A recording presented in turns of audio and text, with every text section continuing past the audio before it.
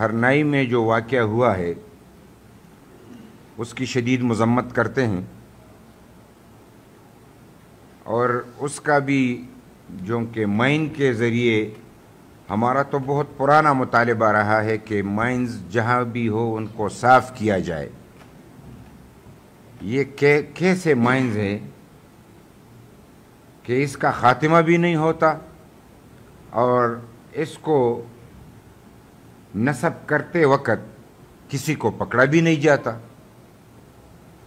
اور بے گناہ اور معصوم لوگ اس میں شہید ہو جاتے ہیں، مر جاتے ہیں۔ تو یہ سلسلہ کافی مدت سے چلا رہا ہے۔ تو ہم مختصر اس پہ یہ بات ضرور کہیں گے کہ جو کوئی بھی مائنز نصب کرتے ہیں وہ قومی مجرم ہے، کوئی بھی، کیونکہ اب اس کے بہت سارے اشارے ہیں تو ہم اس کو مختصر کے کسی ایک کو پوائنٹ آؤٹ کرے، کیوں نہ تمام لوگوں کو کہ جو بھی اس میں ملوث ہیں ان کو کفر کردار تک پہنچائیں اور مائنز کو صاف کیا جائے۔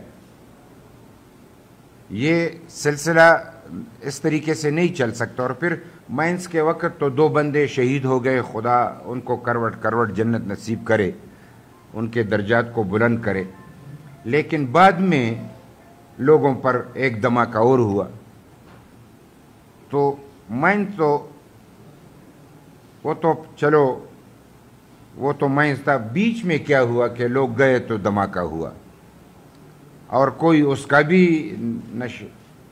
کوئی پکڑا گیا نہ کوئی وہاں پہ کوئی ثبوت ہے، اور اس میں لوگ زخمی ہو گئے۔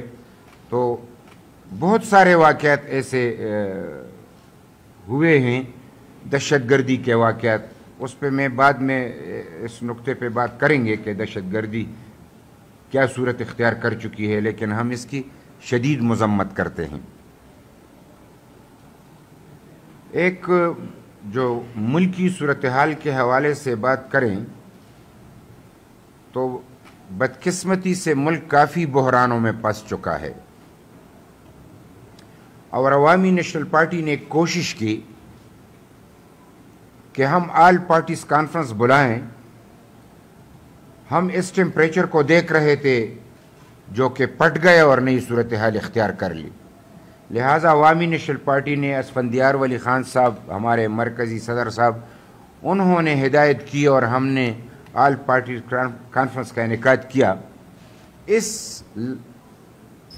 اس وجہ سے کیا کہ ٹیمپریچر کا پٹ جانے سے قبل ہم اپنا راستہ اور قبلہ درست کریں اور ان بحرانوں کو ایڈریس کریں، اور اس پہ کسی حد تک ہم قابو پانے کے لیے ایک فارمولہ طے کر سکیں مشترکہ۔ ہم نے تمام پارٹیوں کو دعوت دی، لیکن بدقسمتی سے پی ٹی آئی اس میں شریک نہ ہوئی، وہ نہ آئی، اور انہوں نے عجیب سی، یعنی پہلے انہوں نے دعوت قبول کی، پھر جب وہ نہیں آئے تو انہوں نے ہمیں یہ نہیں کہا کہ ہم شرکت نہیں کریں گے۔ بہرکیف وہ تو کافی کامیاب رہا، ہم نے تمام سب کچھ جو ملک کو درپیش تھے اس پہ کافی ڈسکشن کی۔ اگر پی ٹی آئی بھی اس میں ہوتی تو شاید آج یہ اتنا بڑا حادثہ پیش نہ آتا، لیکن چونکہ وہ اپنے انداز میں چل رہے تھے، وہ ٹیمپریچر کو کم کرنا نہیں چاہ رہے تھے، اور ان کا یہی ارادہ تھا جو وہ کر چکے۔ اگر تمام سیاسی قوتوں سے مل کے آج وہ چیخ رہے ہیں کہ مذاکرات میں تو ہر چیز کے لیے تیار ہوں، یہاں تک کہ وہ کہتے کہ 10 بندوں کو میں اختیار دیتا ہوں، اگر آپ نے مطمئن کر دیا تو میں کنارہ کشی بھی اختیار کر لوں گا۔ تو ایک نزع کی حالت میں توبہ قبول نہیں ہوتا، توبہ اس سے قبل کرنا پڑتا ہے۔ سب کچھ کرنے کے بعد اب تو جو کچھ تم نے کیا ہے اب تو حساب کتاب کا وقت ہے، لہٰذا ہم نے جو وہ آل پارٹیز کانفرنس کی اس کی اہمیت آج لوگوں کو بھی نظر آئے گا کہ ہم نے ان میں چند نکات رکھے تھے۔ اور ان چند نکات کو وہاں پہ کافی تمام سیاسی پارٹیوں نے متفقہ طور پہ ہم نے پھر ایک اعلامیہ جاری کیا.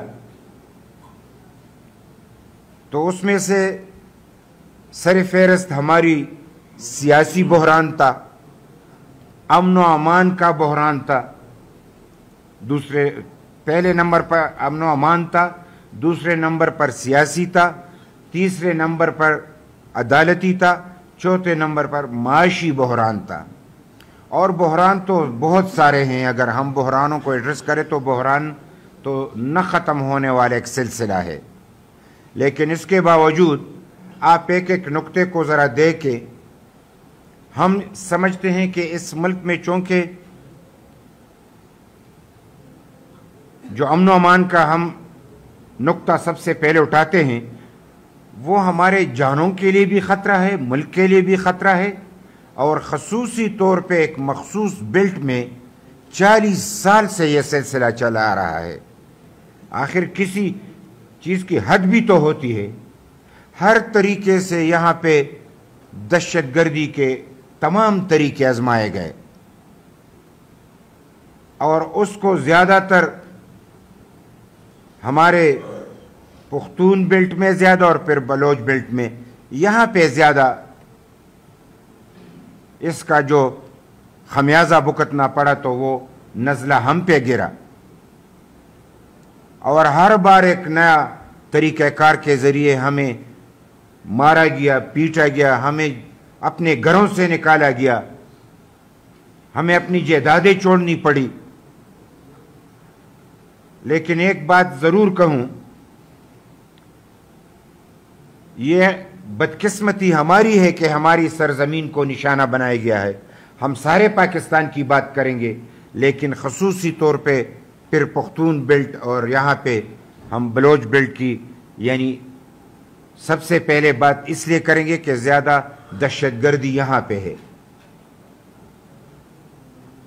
اور دہشت گردی کے مختلف مراحل آئے, ان پہ ڈسکشن کی ضرورت نہیں, اگر کوئی سوال ہوا تو جواب دیں گے.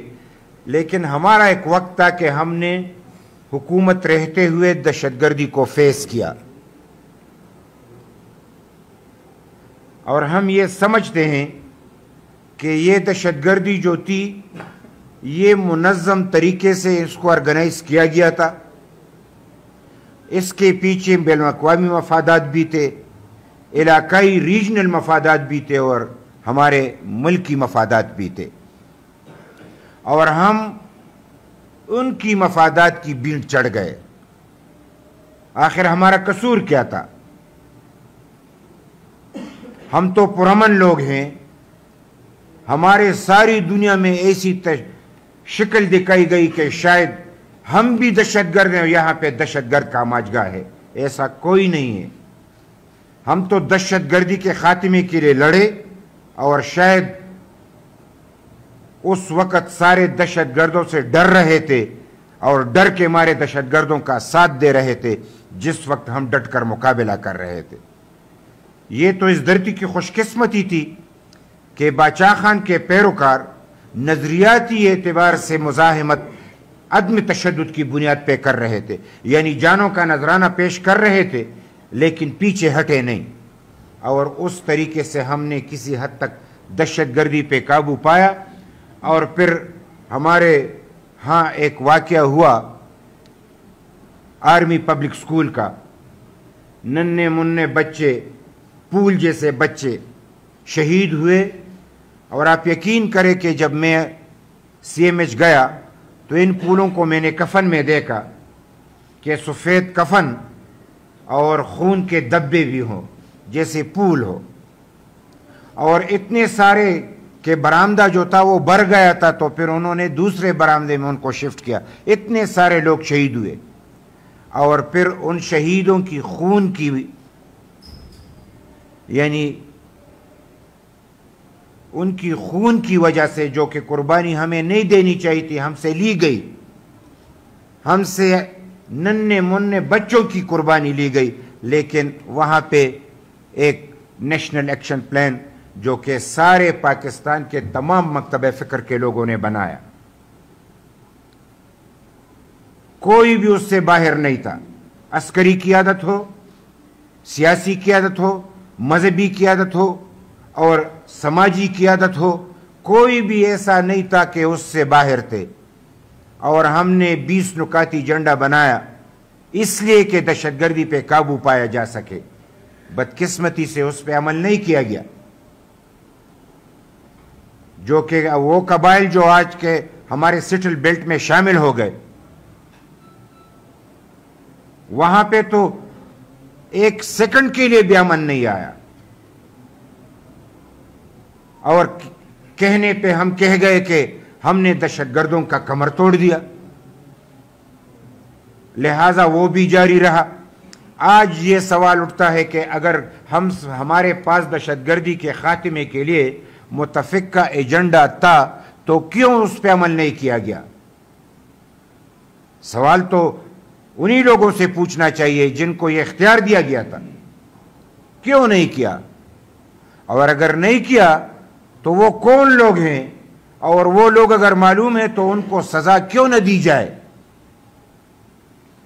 यानी वो अगर एक मुतफ़िक़ा एजेंडे पे भी अमल न हो तो फिर तो इनका मतलब यह है कि दहशतगर्दी जारी रखना उनकी मफादात में था। वक्ती तौर पे उन्होंने हालात को दबाने के लिए और लोगों की जज्बात को दबाने के लिए कदम उठाया। तो हम इस रवैये की मज़म्मत करते हैं और उसी नेशनल एक्शन प्लान के दहशतगर्दी के खात्मे के लिए आज भी अगर मुतफ़िक़ा एजेंडा है तो उस पर अमल किया जाए। और फिर उसके बाद हमारे यहाँ ऑपरेशन कराने के हवाले से लोगों के काफ़ी तहफ़्फ़ुज़ात हैं। दहशतगर्द नहीं मरते और आवाम मर जाते हैं। तो ये सवाल उसमें लाजमी तौर पे उठता है। तो हम ये चाहते हैं कि टारगेटेड, यानी जहां दहशतगर्द हो, टारगेटेड ऑपरेशन किया जाए और टारगेटेड ऑपरेशन करने के बाद इलाके को साफ किया जाए और लोगों को घरों से बेदखल न किया जाए, लोगों के अमलाक को नुकसान न पहुंचाया जाए। और आज तक जो नुकसान पहुंचाया गया है उसमें नुक्ता यह भी था कि तमाम तखमीना लगा के उसका उन लोगों को यानी कंपनसेट किया जाए और उसका मुआवजा दिया जाए जो आज तक नहीं दिया गया। IDPs को घरों को वापस लिया जाए, वो वापस नहीं किए गए। लिहाजा दहशतगर्दी किसी हद तक एक खामोशी छा गई। और इस बीच में अफगानिस्तान की हुकूमत जो बदली तो एक नई लहर आई हमारे मुल्क में, और उसमें जो कि अब ढका छुपा नहीं है, जनरल फैज साहब जो कि उस वक्त रिटायर नहीं थे, उन्होंने मुआहदा किया। और मुआहदा जो किया दहशतगर्दों से किया, न उन पे हथियार रखे, न उनको गुज़िश्ता केसेस को यानी उसमें कोई जुर्म ठहराया गया, बल्कि उन लोगों को जो जेलों में थे उनको भी रिहा किया गया। और तकरीबन 40,000 के करीब ट्रेन शुद्धा दहशतगर्दों को लाया गया और खैबर पुख्तनख्वा को एक बार फिर दहशतगर्दों के हवाले किया गया और मुआहदे के तहत किया गया। क्या हम इतना भी नहीं कह सकते कि इनको यह हक किसने दिया था? पार्लियामेंट के जरिए न मुआहदा लाया गया, न डिस्कशन की गई, न स्टेक होल्डरों से बात की गई। एक बंदा उठ खड़ा हुआ और उसने ऐसे मुआहदे किए कि आज भी पाकिस्तान में उसका किरदार सवालिया निशान है।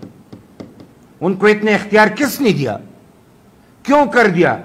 और फिर हमारी कौमी यानी इतना नुकसान कि एक किसी हद तक वो अमन जो बरकरार था उसको मजीद खतरनाक बना दिया गया। लिहाजा हम उस मुआहदे की और उस तरीके से दहशतगर्दों लाने वालों के लिए हम कहते कि उनको पकड़ा जाए और उनको मुकम्मल सजा दी जाए, और कोई भी कदम उठाया जाए तो पार्लियामेंट के जरिए डिस्कशन करके और स्टेक होल्डरों को एतमाद में लेके कदम उठाया जाए। ऐसे कदम उठाने से بات نہیں بنے گی. لہٰذا دہشت گردی کا ہر صورت میں خاتمہ ہونا چاہیے. اور یہ ہمارا کب سے کہ ہم باچا خان کے پیروکار ہیں, عدم تشدد کے لوگ ہیں, عدم تشدد پہ یقین رکھتے ہیں, امن کی خاطر قربانیاں دیتے ہیں, پارلیمنٹ کی سپرمیسی چاہتے ہیں اور آئین کی سپرمیسی چاہتے ہیں. اس لیے ہم نے یہ نقطہ وہاں پہ اٹھایا اور تمام سیاسی پارٹیوں نے متفقہ طور پہ ہم سے یہی اتفاق کیا جو میں نے آج آپ سے کہا. بدقسمتی سے یا ارادتاً پی ٹی آئی اس میں شامل نہ ہوئی, اس لیے کہ چونکہ وہ خود بھی ان کے حامی ہیں اور وہ ان کا حصہ بھی رہے ہیں. اور جب ان سے پوچھا گیا کہ نمائندگی مذاکرات کے لیے بندہ دیا جائے تو انہوں نے عمران کا نام دیا تھا, اگر آپ کو یاد ہے. لہٰذا یہ نقطہ آپ ذہن میں رکھتے ہوئے میں یعنی پارلیمنٹ کی بات کروں گا آئین کے حوالے سے کہ پارلیمنٹ کو آپ دیکھیں, جب عمران کو لایا گیا تو 100% یعنی دھاندلی کے ذریعے لایا گیا, 100%, 99 بھی نہیں. تمام سیاسی پارٹیوں کو دیوار سے لگا کے دھاندلی کے ذریعے عمران کو اسٹیبلشمنٹ نے لایا, جو آج وہ خود کہہ رہا ہے.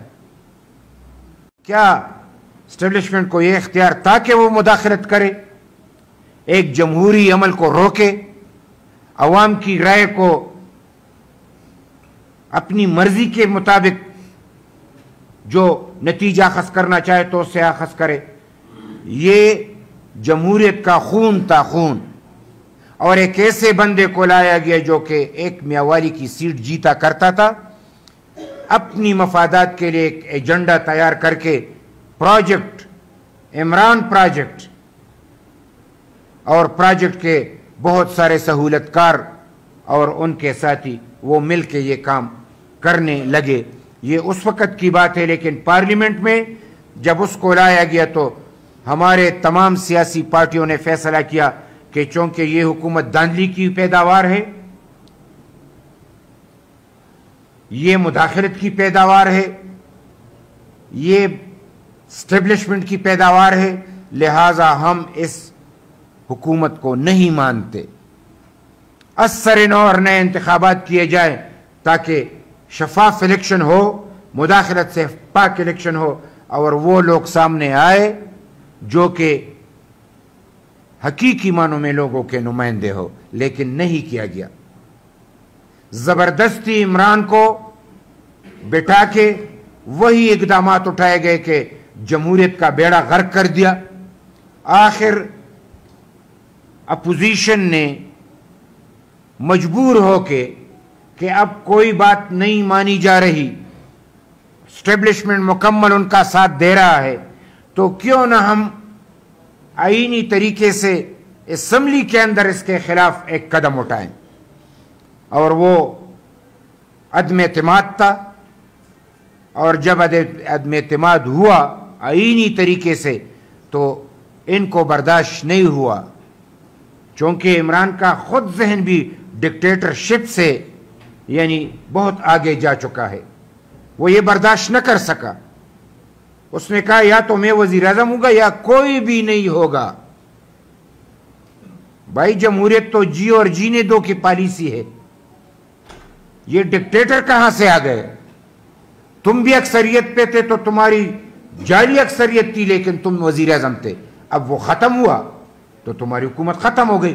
برداشت نہ کر سکا اور ذہنی توازن کو بیٹھا, اور اس نے اسمبلی سے مستعفی ہونے کا اعلان کیا.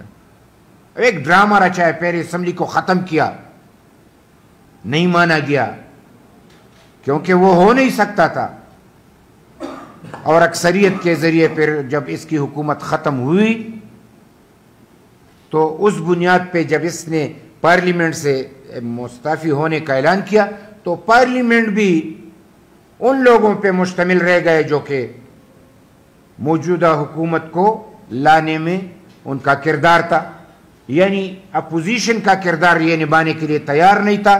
تو اس طریقے سے پارلیمنٹ فل سوئنگ پہ موجود نہ رہا، اس لیے کہ یہ چاہتے تھے کہ یہ سب کچھ ختم ہو جائے اور وہ الیکشن ہو کہ مجھے دوبارہ وزیر اعظم بنایا جائے تو تب مانا جائے گا۔ کل کے اس نے اعلان کیا کہ میں جیتوں تو وہ انتخاب مانیں گے، جو میں اس میں ہاروں تو وہ انتخاب میں نہیں مانوں گا۔ تو یہ طریقہ ہے، لیکن چونکہ اس کو جس نے گود میں لیا تھا تو وہ تو جمہوری تھا نا، وہ تو ایک کرکٹر تھا، ایک کھلاڑی تھا، اس کو سیاست کا کیا پتہ۔ تو غیر سیاسی انداز میں اس نے تمام طریقے آزمائے، پھر پنجاب کی اسمبلی کو ختم کیا، پھر خیبر پختونخوا کی اسمبلی کو ختم کیا، اور پارلیمنٹ اور جمہوریت کو ایک بحران سے دوچار کیا۔ اور اس دوران اس نے جو کچھ کہا تو جن لوگوں نے ان کو لایا تھا انہی کو مورد الزام ٹھہرایا۔ میں نے تو کچھ بھی نہیں کیا، میرا تو کچھ اختیار ہی نہیں تھا، اختیار تو سارا باجوہ صاحب کا تھا اور اس کی ٹیم کا تھا، انہوں نے سب کچھ کیا ہے۔ اگر بیڑا غرق ہوئے ملک کا تو میرا کوئی کردار نہیں تھا، میں تو ڈمی وزیر اعظم تھا۔ تو تم 3.5 سال ڈمی کیسے رہے اور پھر دوبارہ وزیر اعظم بننے کی تمہیں خواہش کیوں ہے؟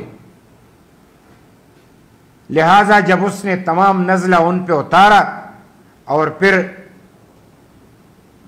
امریکہ کا پہلا انہوں نے قصہ سنایا کہ امریکہ نے میرے خلاف یہ سب کچھ کیا ہے، لیکن جب اس کے کان کھینچے گئے اور ان کو بتایا گیا کہ ذرا اپنے حدود میں رہو، تو اس نے کہا کہ امریکہ نے کچھ نہیں کیا، سب کچھ باجوہ نے کیا ہے۔ یہ سب یہ تو تازہ ترین صورتحال ہے۔ تو پارلیمنٹ کافی مشکل میں آیا، اور اس کے بعد جب ان کی نظریں بدلی اور اسٹیبلشمنٹ کو اس نے مکمل طور پہ ناراض کیا تو میدان میں عدالت آیا، تو عدالتی بحران پیدا ہوا۔ یعنی وہ عدالت یعنی کہ آئین کو تشریح یعنی آئین کی تشریح کرنے کے بجائے وہ آئین کو اثر نو لکھنے لگے، آئین میں مداخلت کرنا، اس کی شکل کو تبدیل کرنا پارلیمنٹ تو کر سکتا ہے، اس کے علاوہ کوئی کرے تو آرٹیکل 6 کے ذریعے اس کو سزا ملنی ہے۔ یہ آئین توڑنے کے مترادف ہے۔ تو اس نے پنجاب میں 22 ارکان کی ووٹ کے حوالے سے جو فیصلہ دیا، تو اس نے کہا کہ یہ اگر ووٹ ڈال بھی دے تو یہ نہیں گنا جائے گا۔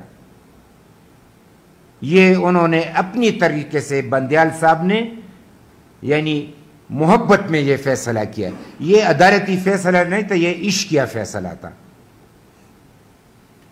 کہ وہ عشق میں اتنے آگے جا چکے تھے کہ اس نے اس کو پنجاب حوالے کیا، اور اس طریقے سے عدالتی بحران پیدا ہوا۔ عدالت 2 حصوں میں بٹ گئی،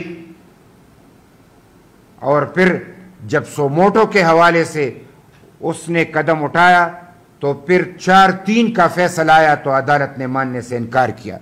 اکثریت کا فیصلہ تم کیسے انکار کر سکتے ہو؟ لیکن وہ بحران بھی پیدا ہوا، وہ بحران آج تک ٹلا نہیں ہے۔ حالات کو دیکھتے ہوئے آج ان کی زبان ذرا نرم پڑ گئی ہے، جو بہت دبدبے سے بولا کرتے تھے، یا خدا کی مانو کہ تم ایک بندے کو ضمانتیں دیتے ہو تو کہتے کہ جو جرم نہیں کیا ہے اس میں بھی ضمانت، شکر ہے کہ تمہیں آخرت کی اختیار نہیں ہے، ورنہ کہتے کہ اس نے جو گناہ بھی کیا ہے یہ جنت میں جائے گا۔ یہ ہو سکتا ہے؟ اتنے بڑھ کے انہوں نے فیصلے کیے، لہذا وہ بحران بھی بڑھتا چلا گیا۔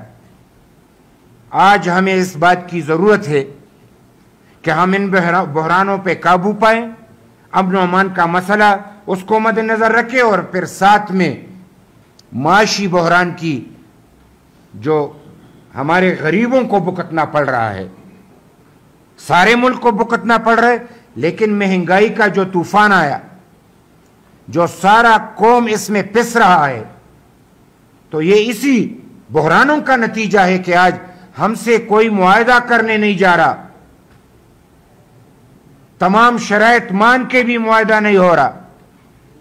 لاڈلے نے اتنے قرضے لیے، لیکن آخر میں جاتے جاتے اس نے ایسے فیصلے کیے کہ آئی ایم ایف کا کیا ہوا معاہدہ توڑ دیا۔ آئی ایم ایف کا بحران آج بھی جاری ہے، بجٹ آ رہا ہے لیکن ملک معاشی بحران سے مزید یعنی وہ معاشی بحران گہرا ہوتا چلا جا رہا ہے۔ لہذا معاشی بحران کے لیے ہمیں مزید اقدامات اٹھانے ہوں گے، اور تمام معاشی ماہرین، تمام سیاسی پارٹیاں، تمام مکتبہ فکر کے لوگ اس ایک نقطے کے لیے معاشی طور پہ ہم اس ملک کو بحران سے کیسے نکالیں،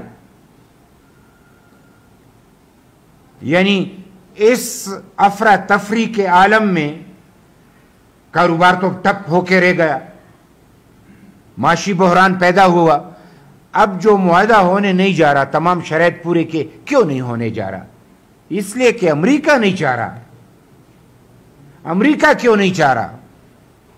اس لیے کہ یہاں پہ جو صورتحال اب بن گئی ہے گلوبل حوالے سے اور ہماری ریجنل، کہ یہاں پہ افغانستان کو، وہاں پہ بھی سی پیک کا معاہدہ ہے، اس پہ عمل ہو رہا ہے، ان کو قرضے بھی دیے گئے، اور ان کو ایک ایسے نقطے پہ لایا جا رہا ہے کہ وہاں پہ معاشی بحران بھی ختم ہو، افغانستان میں ایک جمہوری عمل شروع ہو، اور افغانستان کے عوام کی خواہش کے مطابق، اگر ہم پاکستان میں جمہوریت چاہتے ہیں تو وہاں پہ بھی چاہتے ہیں، ایک عمل ہو کہ وہاں پہ عوام کی خواہش اور امنگوں کے مطابق ایک حکومت بن سکے۔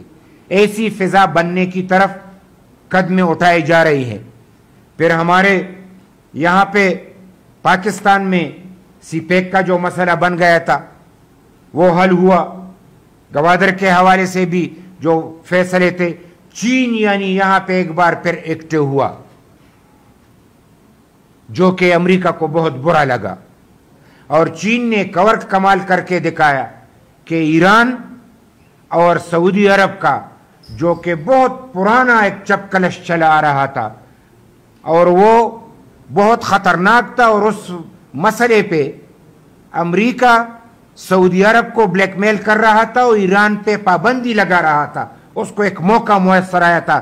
چین نے وہ کمال کر کے دکھایا جو کہ عقل نہیں مان رہا، کہ سعودی عرب اور ایران کو بٹھا کے سفارتی تعلقات قائم کیے، اور ایک سفارتی انقلاب وہاں پہ برپا ہوا۔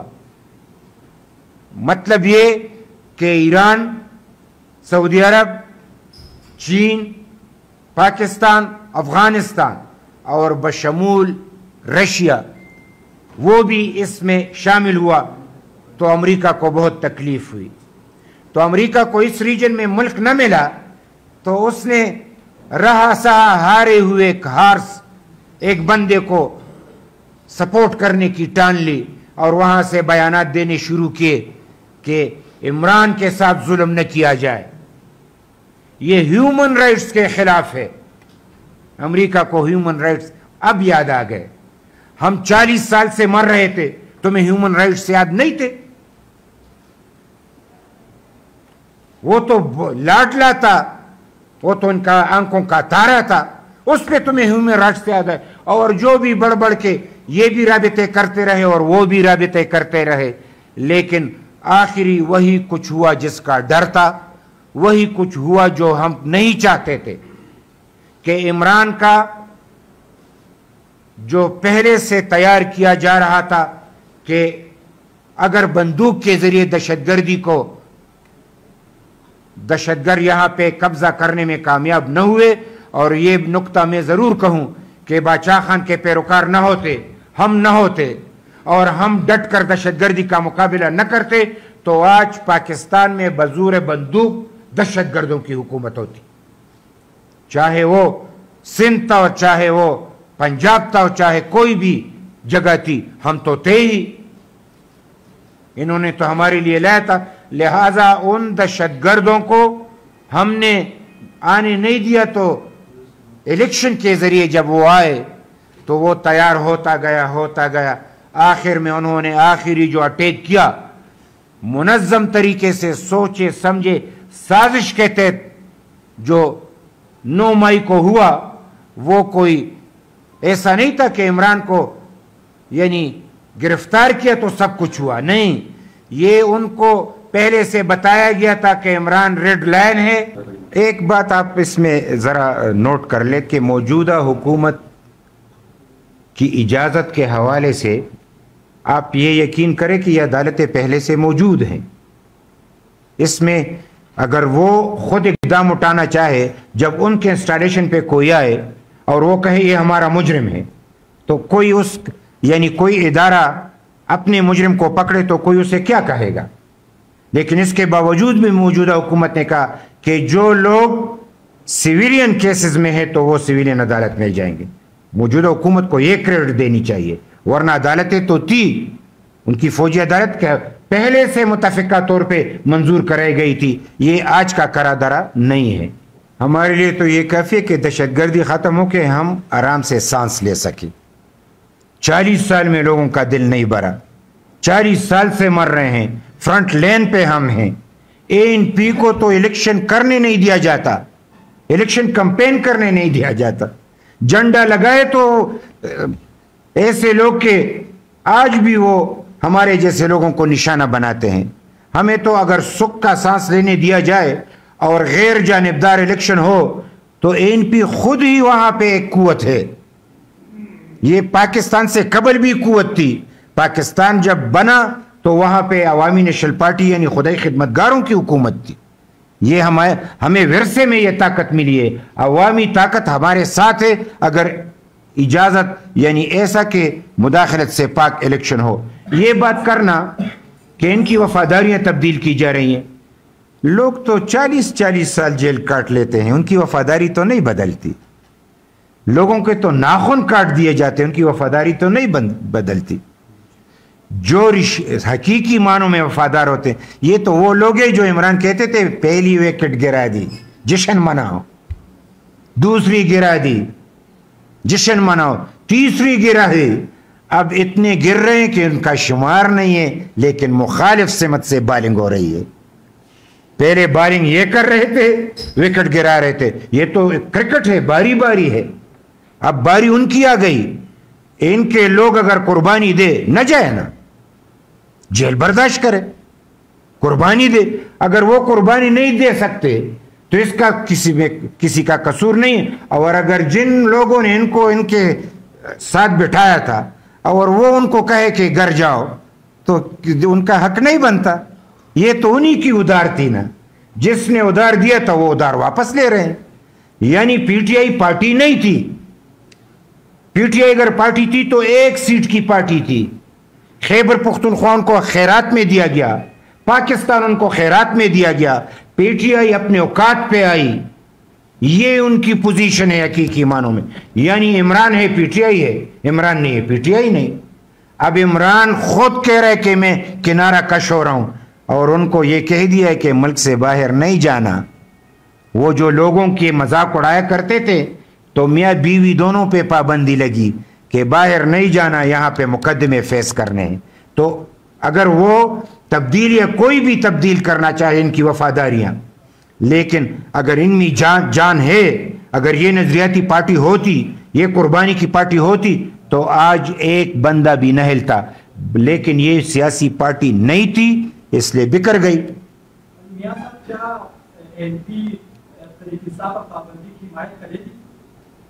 ایسا ہے کہ ہم سیاسی لوگ ہیں، ہم سیاسی پارٹیوں پہ پابندی کے حق میں نہیں ہیں۔ سیاسی اگر آج تم پابندی لگاؤ تو کل کو وہ ایک نئے شکل میں آ جائے گی۔ لیکن PTI کی بھی 2 صورتیں ہیں، اس میں ایک وہ لوگ ہیں جو کہ پرامن جدوجہد پہ یقین رکھتے ہیں، ایک وہ کہ جو دہشت گردی پہ یقین رکھتے۔ دہشت گردی تو ہم نے کسی کے قبول نہیں کی، تو PTI میں بھی دہشت گردوں سے نہ ہم سے ان کو کوئی توقع ہے اور نہ ان سے کوئی ایسی امید ہے کہ وہ کچھ اچھا کام کر سکیں گے۔ لہٰذا ہم تو یہی چاہتے ہیں کہ پابندی نہ لگے۔ سیاسی اعتبار سے اگر ایک بندہ سیاسی موت آپ مر جائے تو یہ کافی نہیں ہے۔ سیاسی میدان ہے، اب تو میدان لگے گا، اب تو سچ مچ الیکشن ہوگا، اب تو اسٹیبلشمنٹ ساتھ نہیں دے گا، تب پتہ چلے گا کہ پی ٹی آئی کہاں پہ کھڑی ہے۔ اب تو ان کو موقع ملنا چاہیے، ہم اس پابندی کے حق میں نہیں ہیں، لیکن جو دہشت گردی کے اقدامات اس نے کیے ہیں ان کو مکمل طور پہ سزا ملنی چاہیے۔ ہم تو یہ چاہتے ہیں کہ بر وقت الیکشن ہو، تمام سیاسی پارٹی اور یعنی سٹیک ہولڈرز کو اعتماد میں لیں اور جمہوری عمل کو جاری رکھیں، ایک ہی وقت میں ایک ہی دن الیکشن ہو، یہ ہم ضرور چاہتے ہیں۔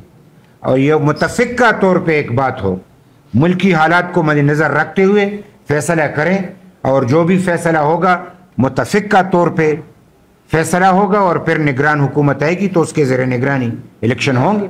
جمہوری عمل میں بہت سارے باتیں ہو جاتی ہے۔ پاکستان میں جمہوریت اتنا پختہ نہیں ہو چکا، اپنے پاؤں پہ اس طریقے سے کھڑا نہیں ہوا، اس میں تجربات ضرور جاری ہیں۔ ایک وقت آئے گا کہ خالص جمہوریت یہاں پہ ہوگی، ہم اس کے لیے تمام کوششیں کر رہے ہیں، اور ضرورت کے مطابق بہت سارے اقدامات اٹھائے جاتے ہیں۔ یہاں پہ بھی اگر کوئی اسمبلی میں ہو تو ان کے ساتھ ہی حکومت بنائی جاتی ہے، یعنی اسمبلی میں جو لوگ ہوں گے تو انہی کے ساتھ حکومت بناؤ گے، اور حکومت کی مجبوری یہ ہوتی ہے کہ تمہیں اکثریت زیادہ یعنی بتانی پڑتی ہے، تو اس میں بہت سارے باتیں ہو جاتی ہیں۔ ہماری کوشش ہے کہ خدا کرے کہ سیاسی پارٹیاں اتنی مضبوط ہو کہ کوئی بھی چور دروازے سے نہ آئے، اور تمام سیاسی پارٹیاں، نظریاتی پارٹیاں پارلیمنٹ میں ہو، اور نظریاتی طریقے سے اور جمہوری طریقے سے ہم فیصلے کر سکیں۔